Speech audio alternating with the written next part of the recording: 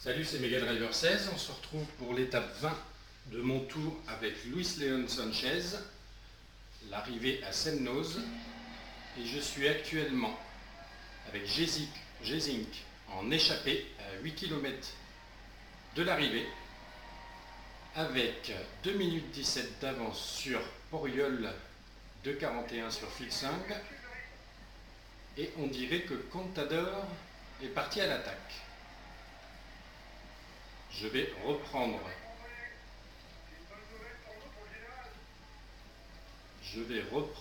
de ce pas Luis León Sánchez, car il est dans un groupe attardé derrière les favoris qui sont partis à l'attaque.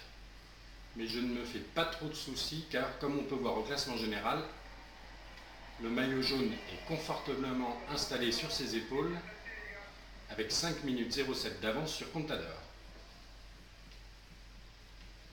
Par contre là il a de la peine, je suis à fond au petit braquet et je me fais doubler par tout le monde. Donc on va prendre un premier ravitaillement et on va aller essayer de limiter la casse. Quels sont les écarts? Contador 4,24,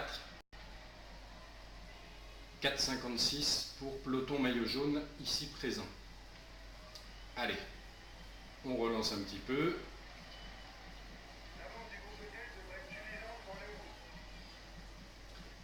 Et oui, Gesink devrait normalement gagner cette étape.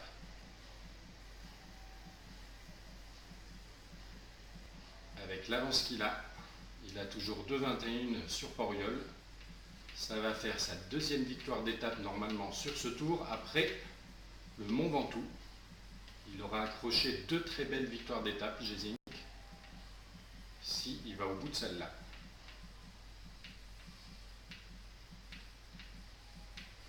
Alors, est-ce que Krušek peut m'aider?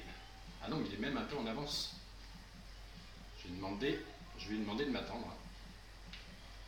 Mais il n'a plus rien du tout en fait. M'attendre.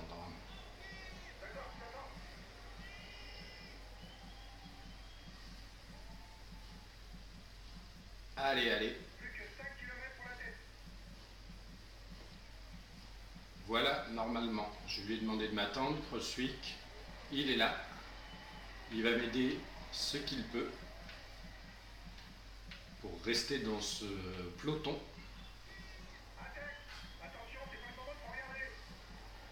Contador qui attaque. C'est pas bien grave. À 5 km de l'arrivée, je le vois mal me reprendre 5 minutes.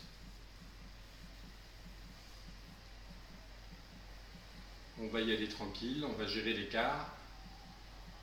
Tiens, nous avons Mollema, le porteur du maillot à pois, mon coéquipier, qui se trouve aussi dans ce groupe.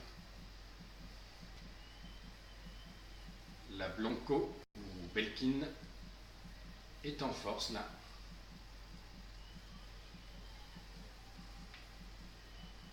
« 4 km 9. Regardons un petit peu les écarts. 3,33. Voilà, il y a un petit peu plus, même pas une minute finalement. Allez. Est-ce qu'on peut demander à 2 coureurs de nous attendre? Mollema, m'attendre. Et oui, on peut donc se retrouver à 2 coureurs, 2 équipiers pour nous attendre, c'est pas mal. Parce qu'en fait, je trouve que la fonctionnalité protégée est moins bien gérée que sur le 2012. J'ai l'impression que c'est un peu plus aléatoire. Alors que m'attendre, ça marche plutôt bien. Et voilà, j'ai 2 coéquipiers avec moi. Ça va le faire.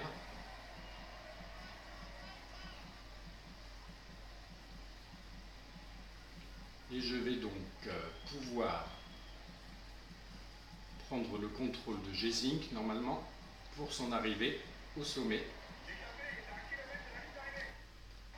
Et voilà, Gesink qui est tout seul. Derrière, il n'y a personne. Et oui, 1,41 d'avance sur Poriol. On va terminer à fond.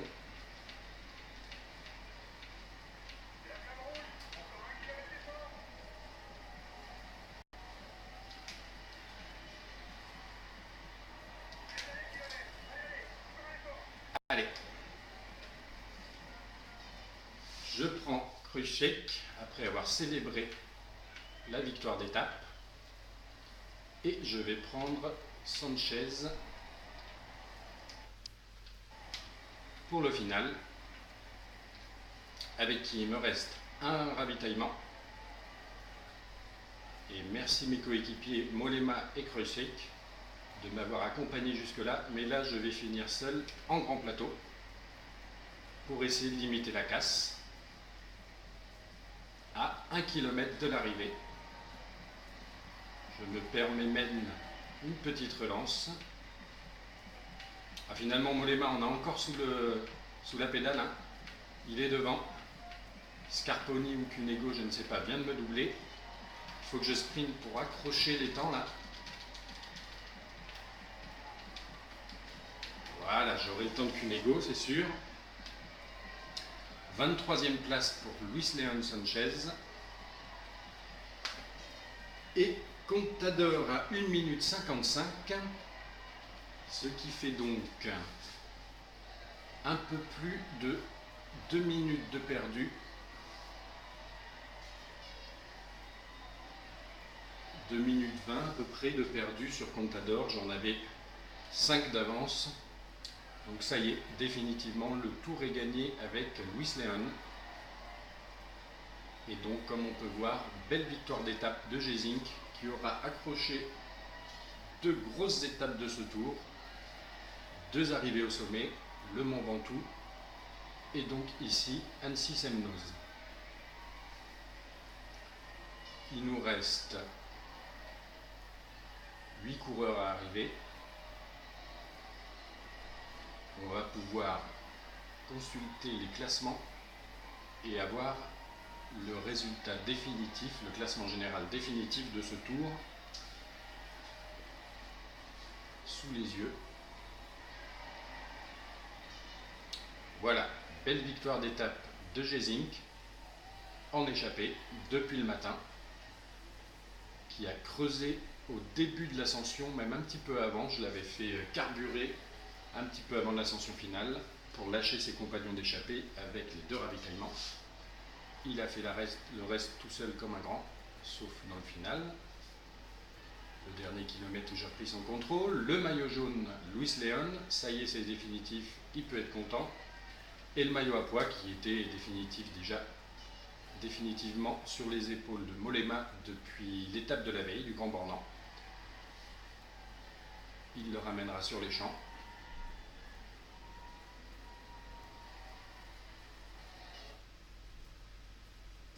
Voilà la victoire d'étape Annecy-Semnoz.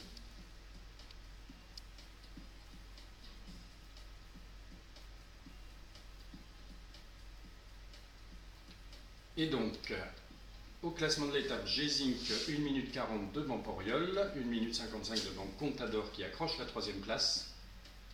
Et Luis León Sanchez un petit peu plus loin, à 4,12, comme Cunego, comme Mollema aussi. Et Krušek un petit peu plus loin. Donc, si on revient sur le général, voilà ce qui devrait être le classement général final de ce Tour de France, avec la victoire de Luis León Sanchez devant Contador à 2,50 et Froome à 5,36. Beau podium. Schleck et Van Garderen complètent ce top 5. Et il y a du beau monde encore dans le top 10, puisque Nibali, Wiggins, Valverde, Rodriguez et Samuel Sanchez complètent ce top 10 avec Evans aux portes de ce top 10. Mollema 14e, mon meilleur 2e au général, et accessoirement maillot à pois. Gesink 22e et Krušek qui sera un petit peu, qui aura été mon lieutenant en montagne. Hein. C'est lui à qui j'ai toujours demandé de me contrôler, puisque Gesink soit visé la victoire d'étape, même s'il m'a aidé de temps en temps, et Mollema visait le maillot à pois. Donc c'est Krušek qui m'a le plus aidé en montagne. et qui termine donc 24e. Pour la montagne, Mollema, effectivement devant Contador et Gesink à la 3e place. Les points, c'est Degenkolb avec Luis Leon Sanchez qui est 2e quand même, devant Cavendish, même si ça ne durera peut-être pas avec la dernière étape, mais c'est pas important. Les jeunes Van Garderen, l'équipe La Blanco et la combativité Lars Boom devant Mollema. Voilà, je vous dis à plus tard.